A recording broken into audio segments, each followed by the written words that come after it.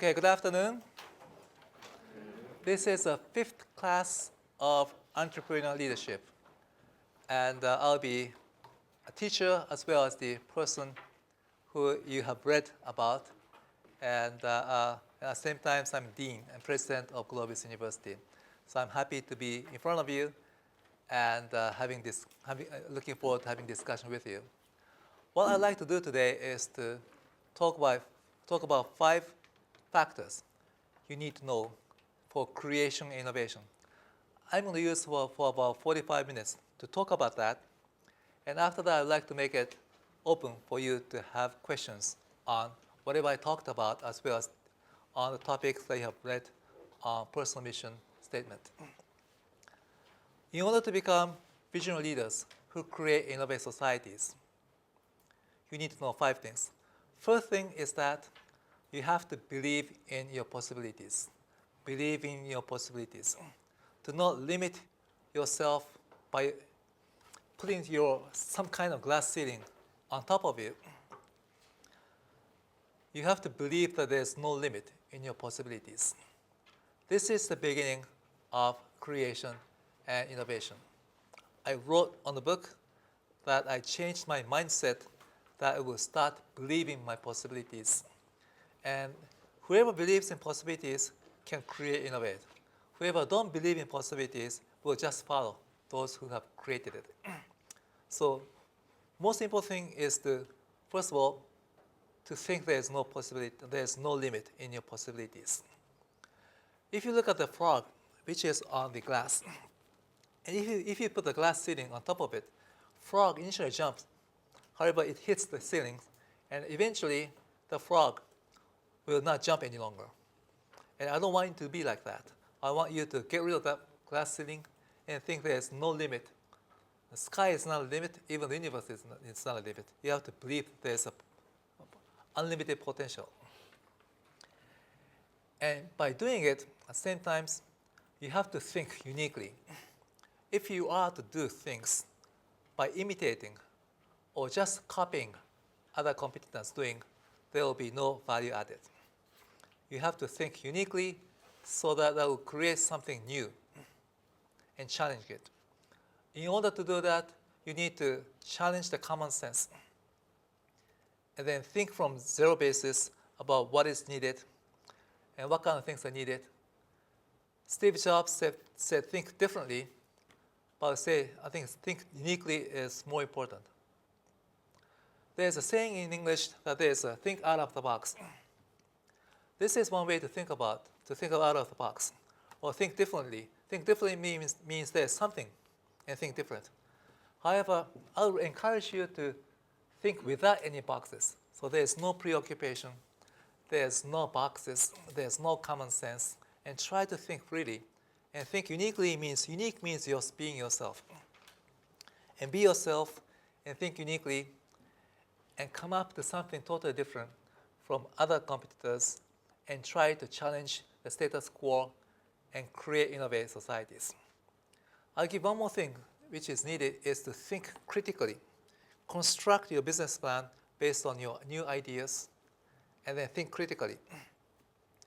And what I did at my MBA was, first of all, I decided to think that there is no limit in my possibilities and try to think open-minded and came up with 20 to 30 business ideas. What I did after listing 20 to 30 business ideas, I shortlisted into 4 or 5, and I used my brain power to come up with 2 concrete business plans. And then I decided to do Globis.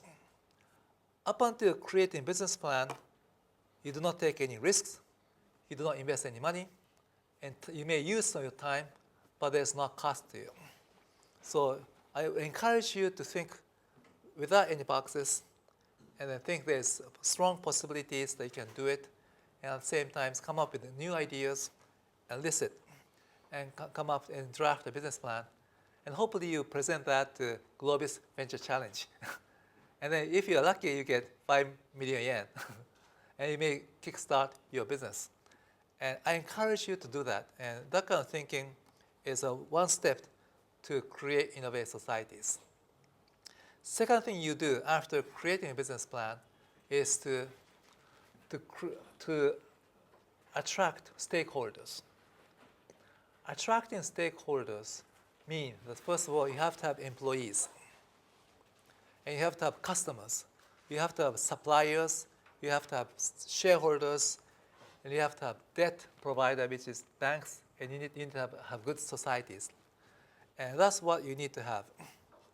If you have to do something alone, that is very limited. I myself, when I started, I was only 30 years of age. I had no money, only about 8,000 yen, $8,000. I had very little money, and I had very little credentials, and I was not known, and I had very little networks. So doing something on your own is quite limited in terms of what you can do. So what you need to do is to attract as many partners, associates, and suppliers, customers as possible. In order to do that, you have to communicate and meet as many people as possible, either in real or by internet. You have to meet people. And by meeting people, you have to convince people that there's something that we can do and engage them into your idea. So that's what you need to do. Being alone is not, nothing much can be done, but you have to attract people. But when you come up with an idea which is totally out of the box, not many people believe that you can do it. If you talk to 100 people and only 2 people said, okay, it may sound nice, what is your reaction? Maybe, what do you think? Maybe so-so? Maybe possible? It's possible, yeah. Okay, so there are 2 ways of thinking. Only 2 people came, that means there's limited potential, I said we may give up. Or 2 people come means if you talk to 100 and 2 people comes. If you talk to 1 million people, that means 20,000 people will come up. So there's 2 ways of thinking. When I started Globis, most of the people I talked to said, no, you can't do that. And only 1 or 2 people came in. And I said, okay, let's have 1 or 2 people. And there is a potential that 98% of the people will be convinced later in the future. So there's 2 ways of looking at it. But having 1 or 2 people to join us in Globis, and that has kickstart Globis. And so you have to be able to communicate and engage people, and gradually you expand the people they talk to, and they engage more people as possible.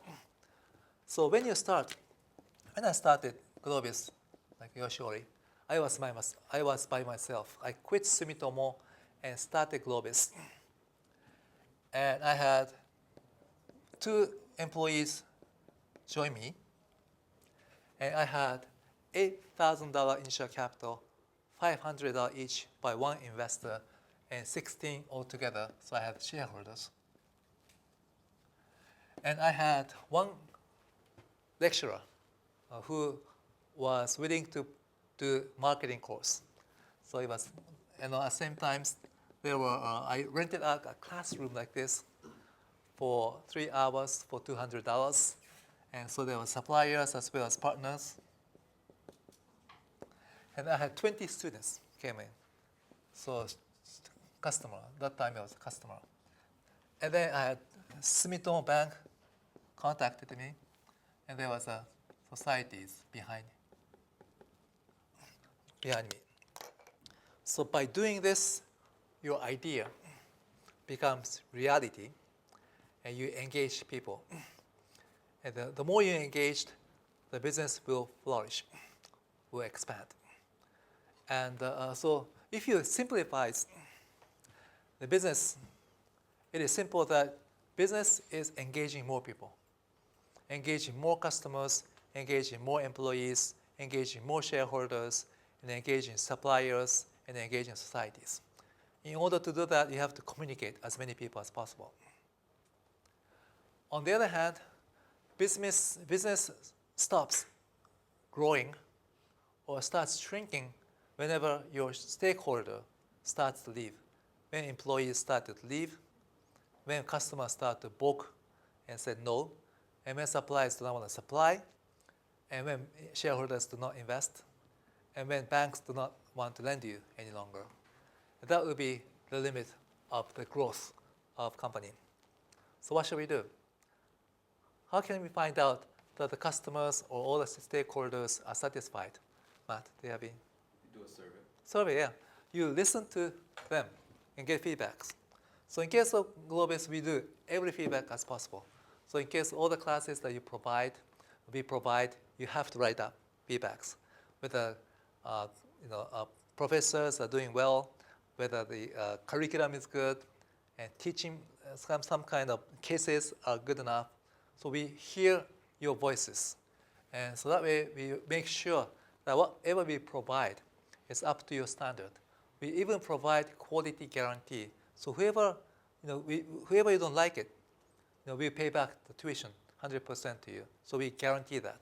So we guarantee that there's a good quality curriculum that we provide, as well as we always listen to the voices of professors as well as their staffs. And then we always hear from everybody, and you do some survey, and you make sure that whatever you provide is up to our standard. So that's quite important.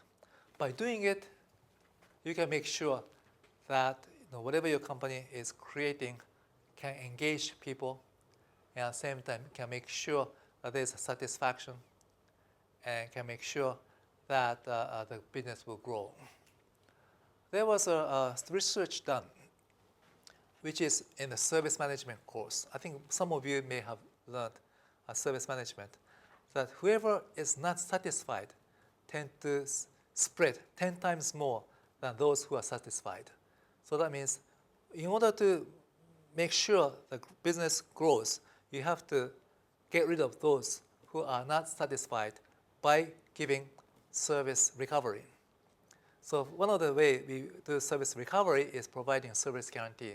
So whenever we hear some complaints, we always try to listen to it, go to them and apologize, listen to it, and try to find out the way that we can become better.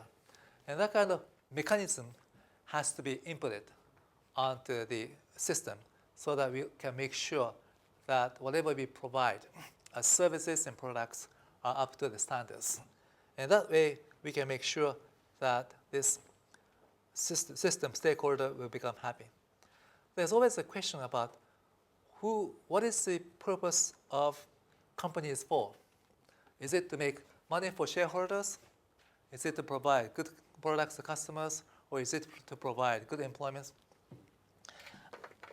In service management course framework, the most important thing is, they say, satisfaction of employee. Employee satisfaction comes first. With employee satisfaction, they can make sure that customers will become satisfied. At the same time, stakeholders become satisfied. So the purpose of the company is not only to maximize shareholders' value, but also to provide satisfaction to all the stakeholders concerned. So as a leader of a company or as an entrepreneur, you always have to make sure that whoever you engaged are happy and are up to their standards, in terms of satisfaction. And then you always have to communicate by listening to their voices. So that's the second thing you have to do. First thing you have to do was think that there is believe in your possibilities, first thing. And then second thing is engage stakeholders and make them satisfied. Third thing you have to do is that right now, stakeholders come up to the company simply because they want to get services, or they want to get paid as salary, or they want to get return in terms of equity investment or some interest they make from lending. This is economic interest that they get together. This is not enough. You have to bond them as a community by having shared vision, shared mission, and shared value. This is so important. One of the outside board of Globis has said to me a few years after I created Globis is that he asked me one question. He asked me a question that what kind of organization lasted long and at the same time flourished in history? Maybe you have Matt? Do you have? Church. Yeah, church. Roman Catholic Church, he said. Roman Catholic Church has lasted long and has flourished. Do you know the reason why? Chris? Because of the shared Yeah, because of the values. Bible, right? Bible. Because of the Bible. So if you have a Bible, you have a community which lasts long. The business model comes afterward as well. So what is required in organization is the Bible, which is shared vision, shared mission, and shared value. So that's important. So it's the vision, mission, and value has to be shared. By doing it, students, guess what? Customers, students, or our clients come to us because we have a vision that we will become #1 business school in Asia. And we have the mission that we will educate, develop visionary leaders who create innovative societies. And we have a Globis way. And this is the reason why people come. And we also have a mission that we provide utmost satisfaction to our clients and also students and faculty. And that kind of mission are shared. Therefore, we have a very good program to be provided to students and also customers. So that kind of, you need to have a vision, mission, and value to be shared. And that's how you become stronger in terms of organization. If you provide only economic interest, those who get paid better tend to leave company. But if you have some shared vision, mission, if he or she get paid higher, much higher than we do, he or she may tend to leave. However, they join us simply because they want to achieve something while they're working. One of the examples of a worker who is building blocks, he is asked, "What are you doing?"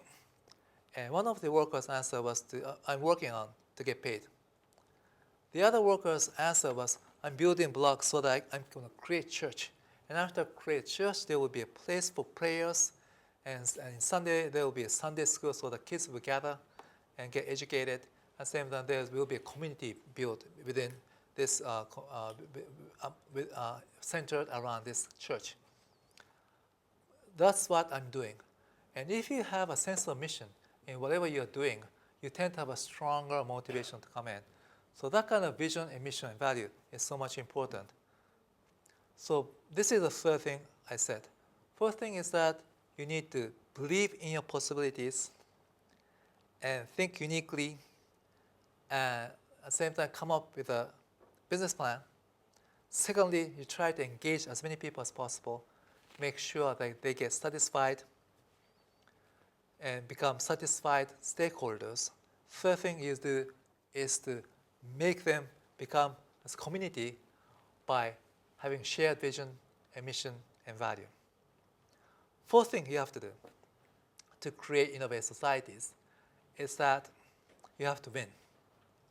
You have to win in competition. Organization, if you lose, you have to let go and fire employees. You have to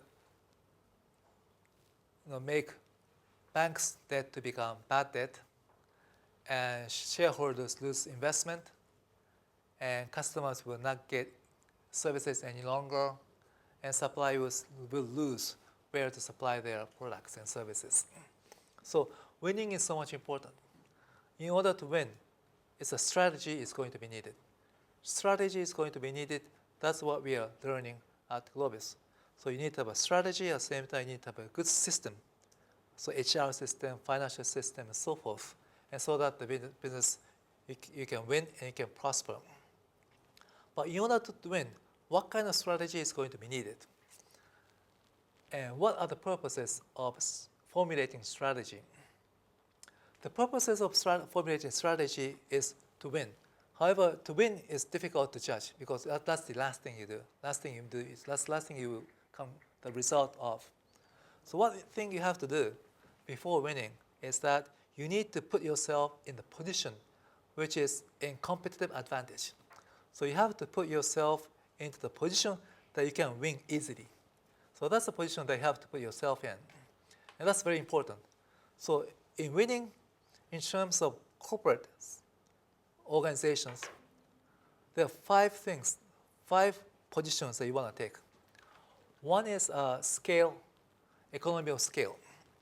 So you need to be able to be big enough so that you can compete against your competitor in a very in a position which is competitive advantage to them. Let me give you an example in terms of business school. The largest business school on earth, excluding for-profit, is Harvard. Harvard Business School is about $350 to $400 million in revenue per year. The biggest and tend to become best in terms of quality in the world. So the size and the quality tend to match to each other. Simply because if you are big enough, you can invest into R&D. At the same time, you can hire good faculty. You can provide scholarship. You can invest into systems and also internet, and you can market to the world as well. So size is important. In Japan, we are bigger than Keio, Hitotsubashi, Waseda combined. We are bigger. And therefore, we are in a competitive advantage. In terms of MBA, we are the biggest of all of them. So it's important to be big. Therefore, we provide in Tokyo, not only Tokyo, Osaka, Nagoya, Sendai, Fukuoka, and we have English part-time MBA that we are now teaching, as well as we have English full-time MBA, which we attract students from more than 10 to 20 different countries. So therefore, we can invest into marketing as well as we can invest into facilities and also R&D and so forth. Being big is important. And so therefore, first thing you have to do is to be big enough to be able to compete against other competitors. Second thing you can do to win is to be having an economy of scope. Economy of scope, in the example business school, is not only MBA. In Harvard, MBA consists of only 1/4 of their revenue. The bigger revenue comes from executive programs. And then also a quarter will come from publishing, and a quarter will come from endowment. Endowment is big, about $2.5 billion. They have an endowment. So it's huge. So this we call is economy of scope. In case of Globis, MBA stands for about 1/4 to 1/3 of whatever we make revenue of. The bigger chunk comes from corporate education. We provide executive programs to 900 corporate clients. It's mostly providing in terms of corporate education, in-house education in their premises. And at the same time, we have a business school, which is not-for-credit business school and also executive program. And we also have venture capital. This we call economy of scope. And most of our competitors in Japan provide only MBA, only accredited program. Therefore, Globis has advantage in terms of scale and scope. Thirdly, whoever has scale and scope, do they win for a long time? The answer is no. Simply because if you are slow, if you are running at 100 kilometers per hour, if your competitor is running at 200 kilometers per hour or 300 kilometers per hour, you could be overtaken by them. So you have to move fast. So third thing you have to do is to run fast. So speed, economy of speed is so much important. In order to run fast as an organization, decision making has to be fast. In case of Globis, we have 24-hour mailing rule, list mailing rule, which means that whenever you get email from anybody within 24 hours has to be responded. So I think whenever you talk to or you send email to Globis, you'll get respond within 24 hours. If you don't respond within 24 hours within a rule, we assume that the email that we sent has been accepted and meant yes. And therefore, we have that kind of internal rule, and we make decisions in meetings and also by cyberspace so that we can move faster. So speed is so much important.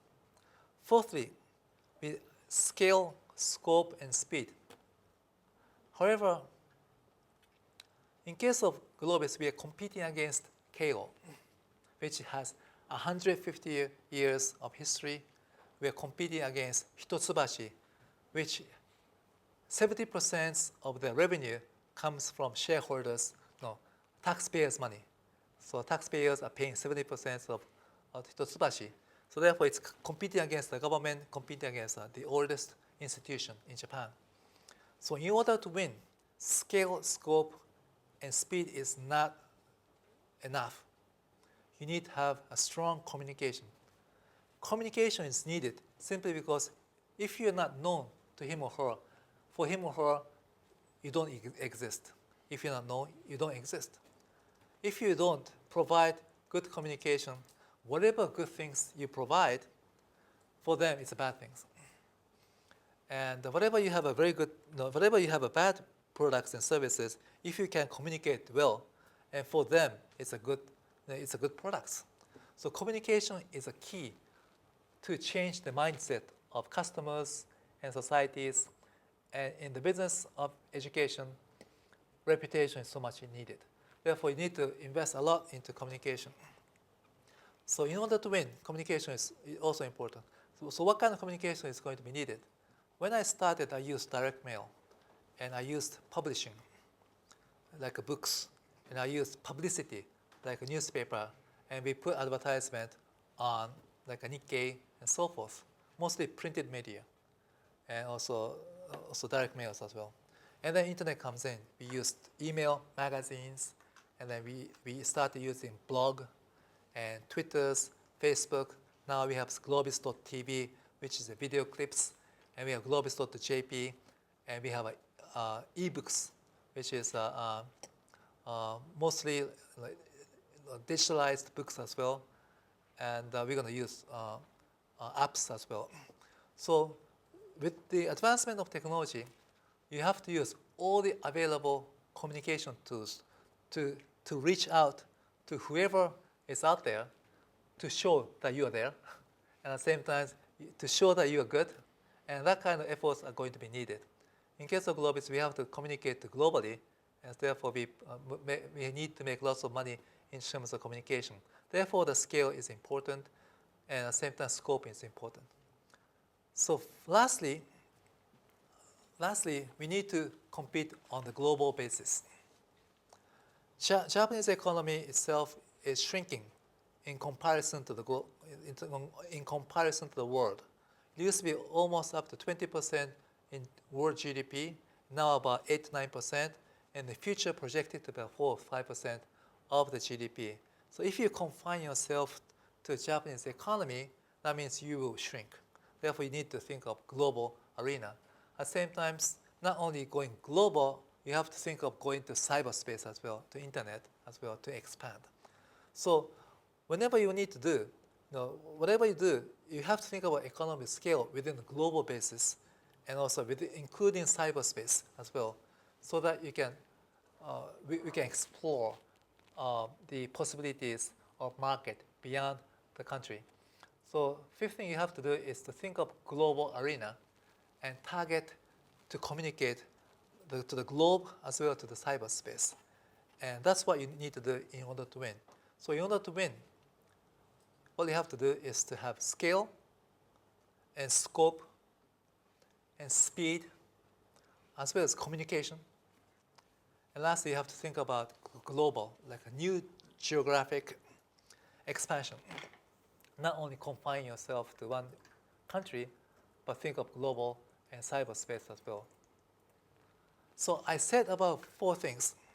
In order to create innovative societies, what you have to do is number 1, believe in your possibilities. This is the beginning of creation innovation.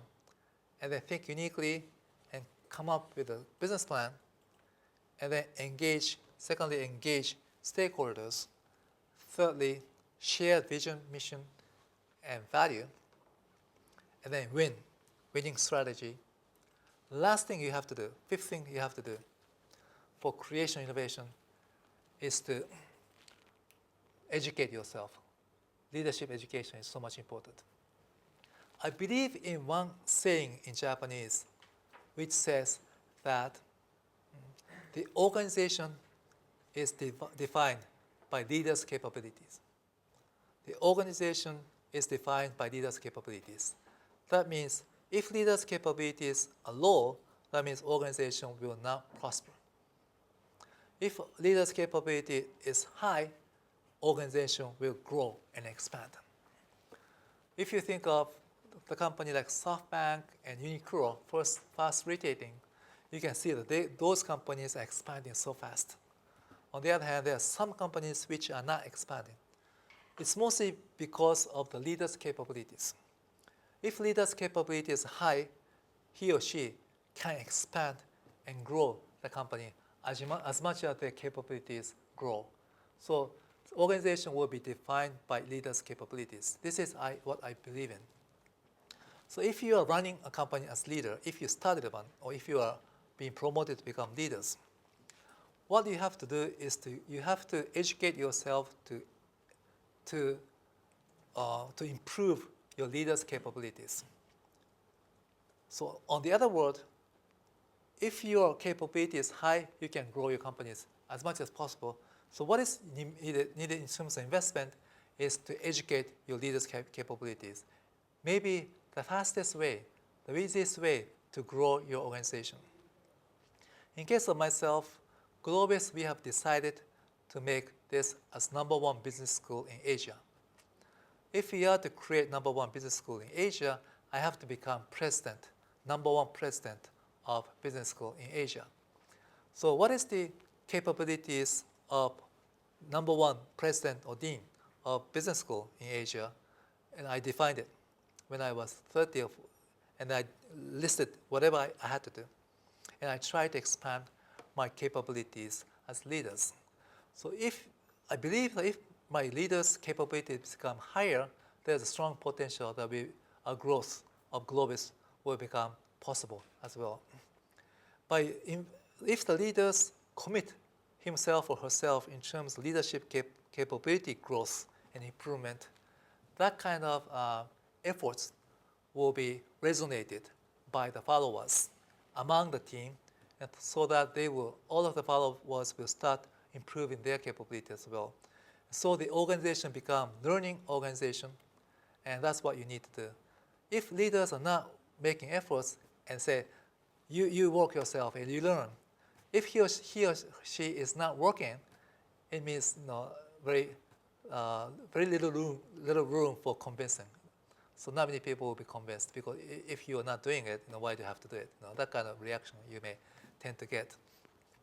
So what is important is that you need to develop your leaders' capabilities as much as possible in terms of mind, body, and intellect, and also your skills are going to be needed. And this, we hope that you would do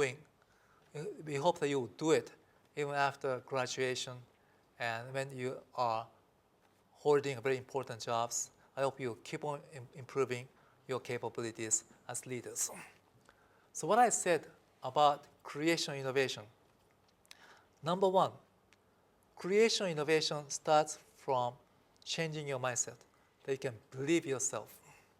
You can believe in your possibilities and getting rid of all the glass ceiling on top of you, and then think there's no limit on yourself. And think uniquely so that you can do something that whoever has not done before. Think unthinkable and try to think big. When I started Globis, I said I would create #1 business school in Asia. And I hope you think big as well. At the same time, you come up with a business plan, some ideas. And after you start, you engage as many people as possible, and then let them become stakeholders of yours and make them satisfied. And the third thing you have to do is to have vision and mission values shared among the organization, and so that the stakeholder become the community, and quite strongly bind it with a strong brand name as well as with a vision, mission, and value. The fourth thing you have to do is to formulate strategy and then reach the positions which are in competitive advantage to other competitors so that you can be easier to win, which is scale, scope, speed, communication, and global. And then lastly, you have to improve your capabilities as leaders. With that, I'd like to open up for Q&A. Thank you very much.